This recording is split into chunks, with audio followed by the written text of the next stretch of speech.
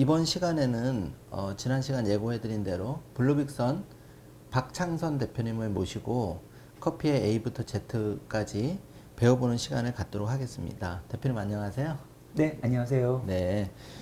사실 커피도 이제 알고 마시면 되게 좋잖아요. 그래서 네네. 이번 시간을 준비했는데 3일 경제독립 TV 시청자분을 위해서 일단은 백지 상태라고 생각하고 커피의 A부터 Z인데 오늘 이제 A, 네네. B, C로 나눠서 한 20분씩 이렇게 이제 할애해서 좀 강의를 부탁드릴 건데요. 요번 A 시간에는 일단 커피가 무엇인지에 대해서 좀 한번 네네. 여쭤보고 싶어요. 예.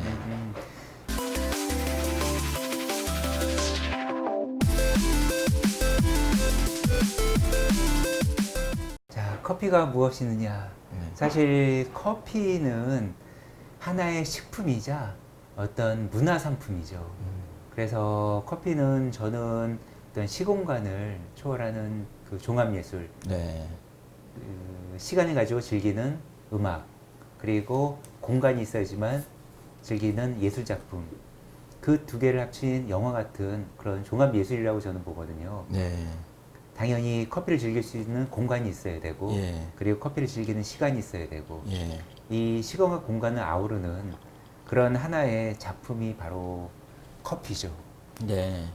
그럼 대표님 지금 이제 커피를 보통 우리가 커피 뭐 예를 들어 스타벅스나 이디야나 커피 전문점에 들려서 그냥 단순히 커피 주세요 마시는 경우가 있고 요즘 또 그렇게 마시는 분도 있고 집에서 직접 이렇게 그 내려서 마시는 분도 많이 계시는 걸로 알고 있는데 그러면 원두가 좀 제일 중요하지 않을까 이런 생각이 들어요. 모든 원두를 좀 먹는 예. 거는 당연히 식재료가 가장 중요하죠. 그 좋은 원두를 고르거나 이런 방법이 있을까요? 아, 좋은 원두라 하면은 사실 비싼 원두와 싼 원두가 있고, 그리고 내 입에 맞는 원두와 내 입에 안 맞는 원두가 있습니다. 네. 정말 비싸고 좋은 커피도 내 입에 안 맞으면은 네. 그거는 무가치할 것이고, 정말 싸구려 커피도 내 입에 맞으면은 정말 좋은 커피고, 그렇기 때문에 좋은 커피, 나쁜 커피를 고르기보다는 먼저 자신의 입맛과 선호도를 체크를 해서 자신의 입에 맞는 커피, 안 맞는 커피를 고르는 게 먼저 순서라고 생각하거든요. 아, 그럼 이제 자주 마셔보면서 내가 좀 다크한 게 맛있는지 신맛이 많은 게 아닌지 그것도 좀 구별을 해야 될 것 같고 또 이제 커피 종류도 뭐 아라비카도 있고 뭐 여러 가지 커피 종자라 그러나요? 그것도 좀 설명해 주시면. 아, 커피는 사실 그 종류로만 논하자면은 그 바닷가에 있는 모래알만큼이나 종류가 많습니다. 그중에 일반인들이 네. 그 모든 종류를 다 알 필요는 없고, 가장 큰 대표적인 거로 커피는 우리가 보통 코페아 속에 있는 식물류를 전부 다 커피라고 해요. 네.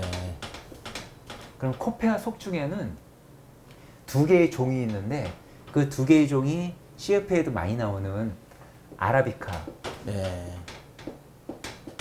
그리고 카네포라 종이 있습니다. 네.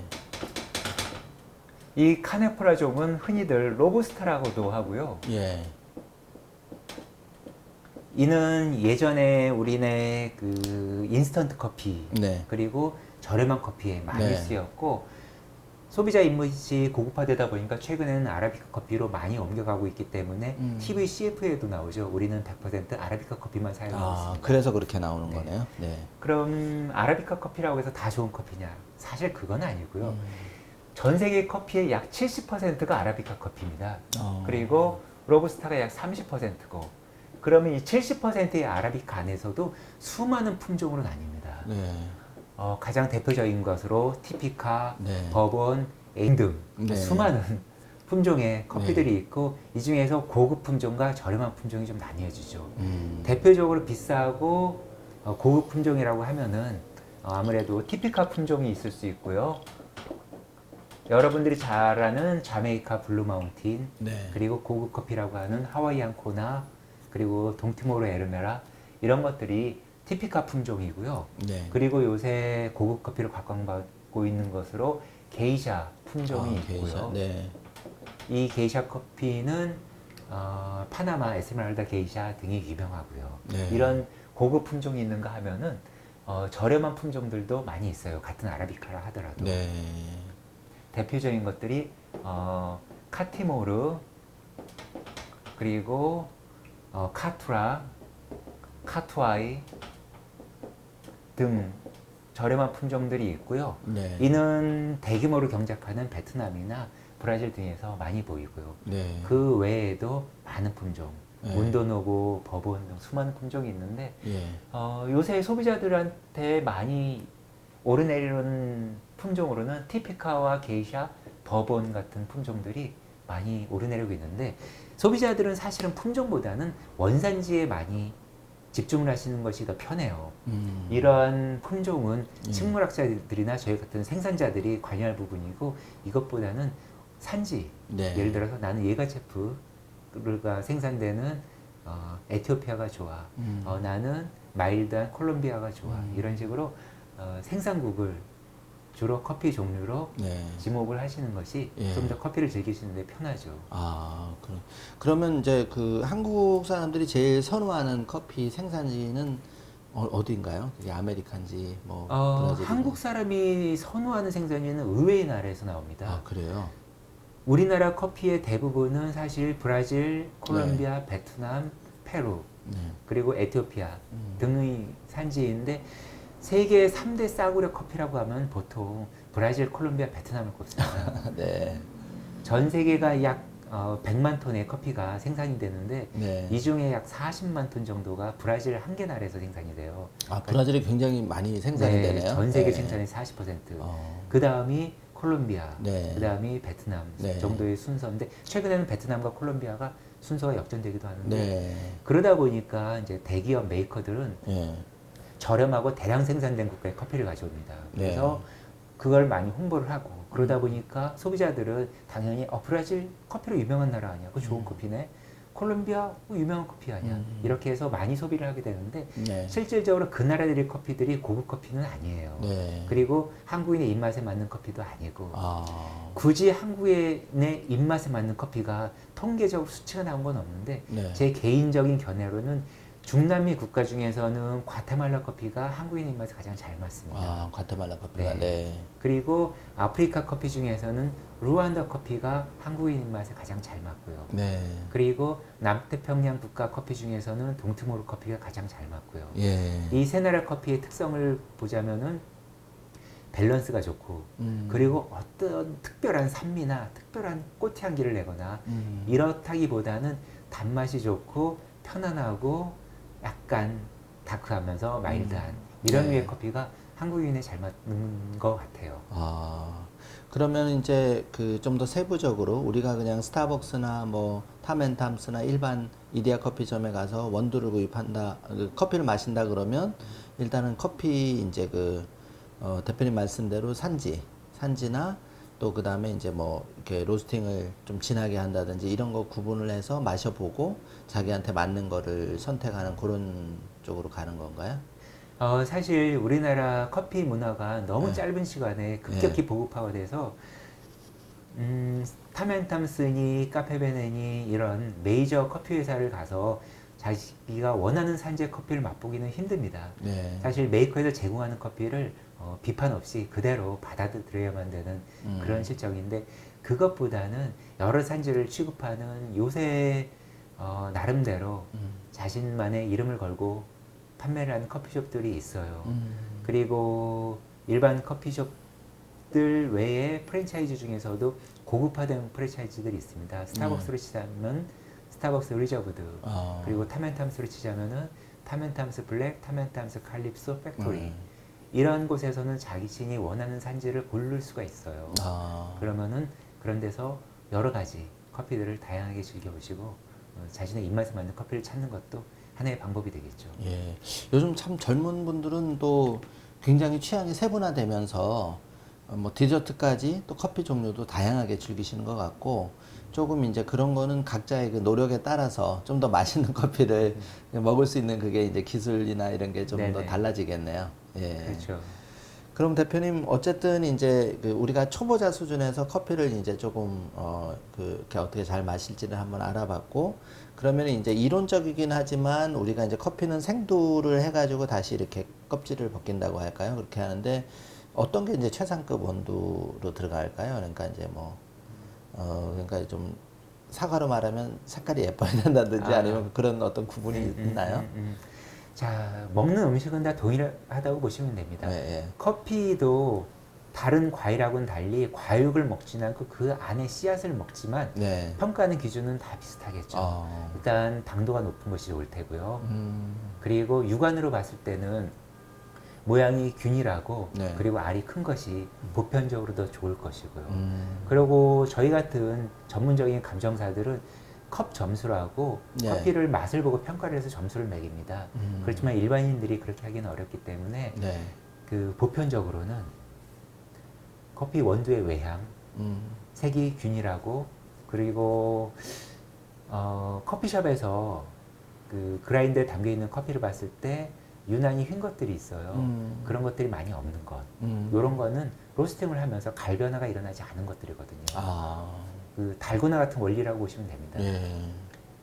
커피 열매 안에 환원당이 부족하기 때문에 그 열을 받았을 때 캐러멜라이징 현상이 일어나지 않아서 원두 색이 못 변한 건데 이걸 이제 전문적인 용어로는 퀘이커라고 하는데 이런 퀘이커가 없거나 적은 것 아. 그리고 모양이 균일한 것 네. 그리고 썩거나 벌레 먹거나 깨진 것이 없는 것 그 결점들하고 하는 그렇죠. 거죠. 네. 결점들이 그런 게 없는 거. 예. 이런 것이 일단 좋은 커피라고 볼 수 있죠. 예. 대표님은 아무래도 블루빅생 커피 같은 경우에는 동티모로 산지에서 직접 그 자연 천연으로 재배도 아니고 그냥 그 산지에서 나는 거를 네네.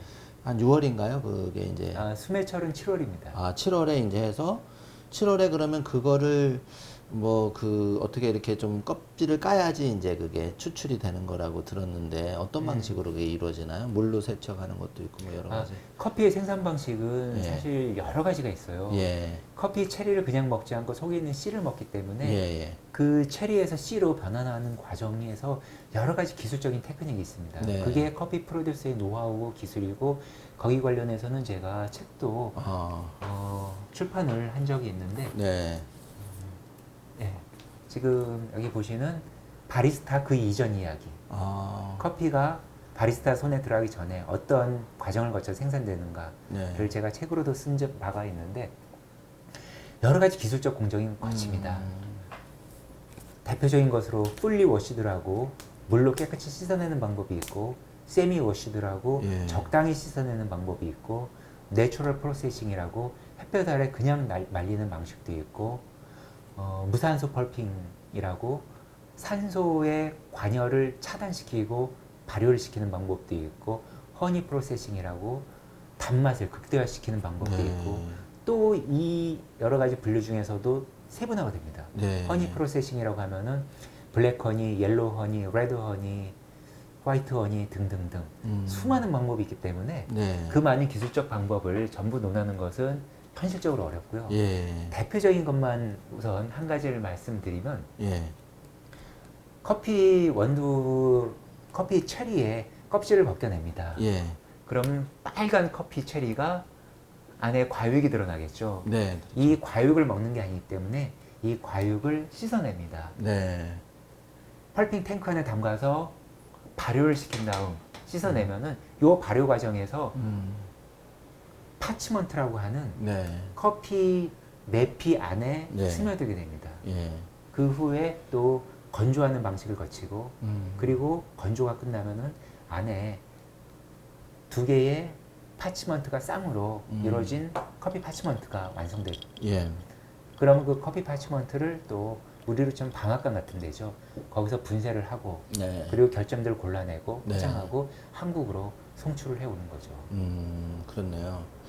대표님, 이번에 이제 첫 번째 시간에는 그 커피의 역사를 간략하게 알아봤고, 또 좋은 원두를, 커피의 역사는 조금만 더. 처음에 그럼 커피가 그 기원한 게, 지역이 어디서 처음에 목동이 발견했다고? 커피의 역사를 잠깐 예. 이야기를 드리면, 모든 식품 다 그 최초의 오리진이 있죠. 네, 기원이. 예. 스파게티는 이탈리아고 그런 식으로 뭐 짜장면은 한국이고. 짜장면? 중국이 아니고 한국이네요, 그죠? 그렇죠. 네. 그런 것처럼 커피는 처음 예. 아프리카 예. 동아프리카에서 처음으로 발견돼서 먹기 시작했어요. 예. 우리가 어떻게 해서 커피를 마시게 됐는가에 대해서는 사실 아프리카를 빼놓을 수가 없겠죠. 커피는 처음에 동아프리카에서 발견됐어요. 이게 아프리카 대륙이면은 이쪽 동아프리카 지역에 지금으로 치면 에티오피아죠. 에티오피아의 아비시니아 고원이라는 그런 높다란 산지가 있어요. 네. 모든 과일이 해발 고도가 높아야지 밤과 낮에 온도차가 있기 때문에 그 열매에 산도가 높아지고 단도도 높아지고 맛있는 커피가 되는 건데 에티오피아에 있는 고원 중에 아비시니아 고원이라고 있는데 여기서 그 칼디라는 목동이 있어요. 이 칼디라는 목동이 양을 치다가 어느 날 양이 한쪽 방향으로 갑니다. 그리고 빨간 열매를 뜯어 먹어요. 당연히 양들을 다시 데리고 우리 안에 가둬놨는데 그 빨간 열매를 뜯어먹은 양들이 밤에 잠을 못 이루고 계속 흥분 상태로 매거립니다. 그래서 이 목동이 야 이거 무슨 일일까 이상하네 해서 그 열매를 채취를 해서 당시의 지도층인 그 이슬람 수도승들한테 갖다 줍니다. 그런데 이슬람 수도승들이 그 당시 고민거리 사실 졸린 거죠. 기도 중에 졸린 거.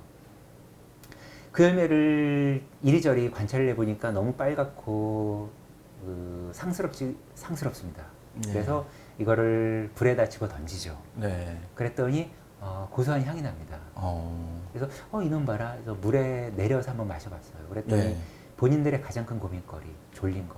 그게 싹 해결되고 그 양떼들처럼 밤에 잠이 안 오는 겁니다. 그래서 야 이거는 우리가 마셔야 되겠다.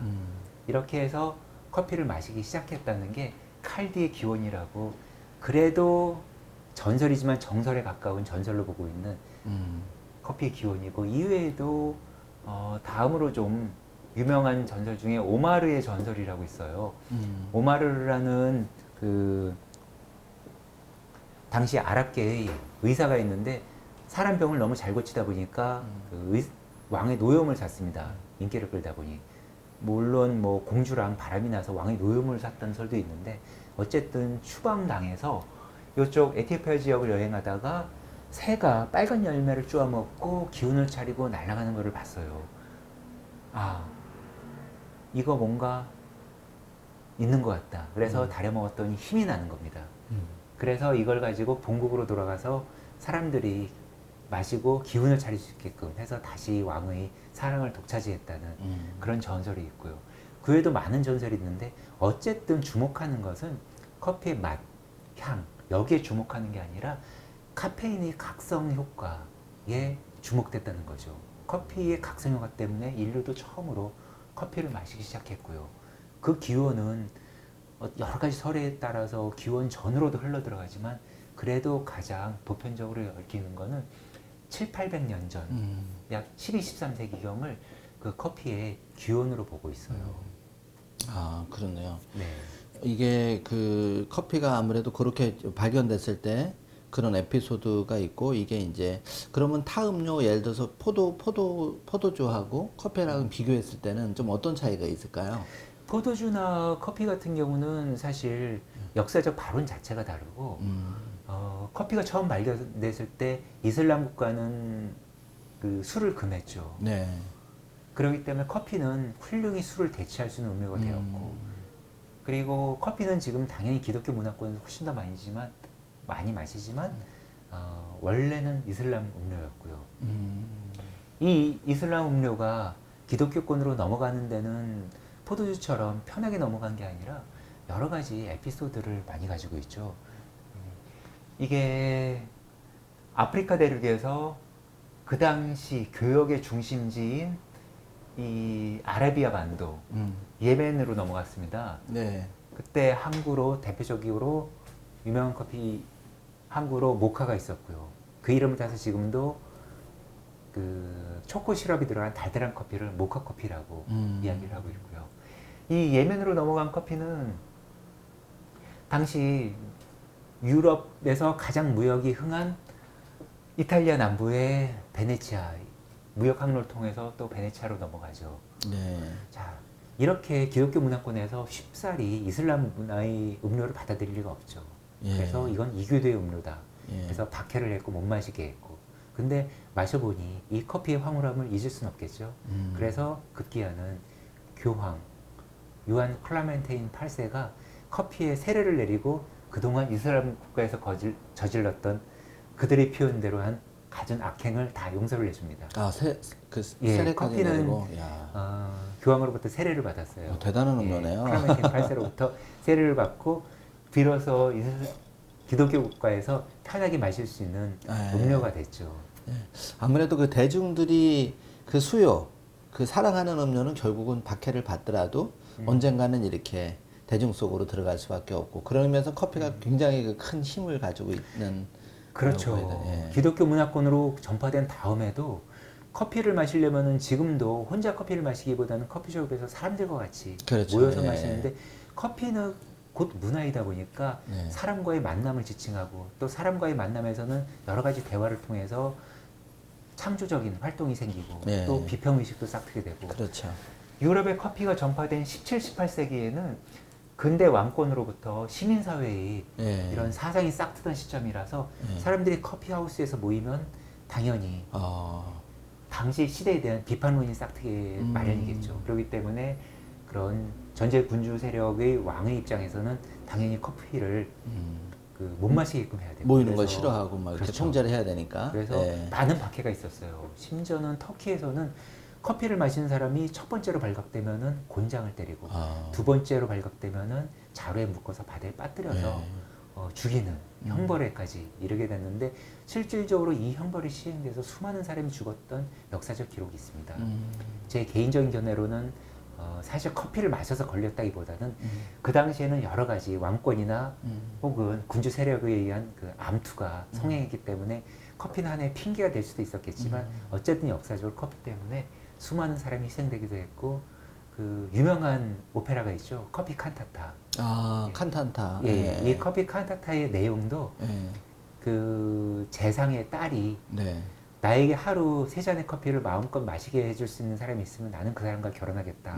아버지랑 싸워가면서 이야기하는 내용이 커피 칸타타의 내용입니다. 그래서 당시에는 커피를 못 마시게 함에도 불구하고 자연적으로 커피를 마시게 되는 문화가 형성되고 오늘에 이르는 거죠.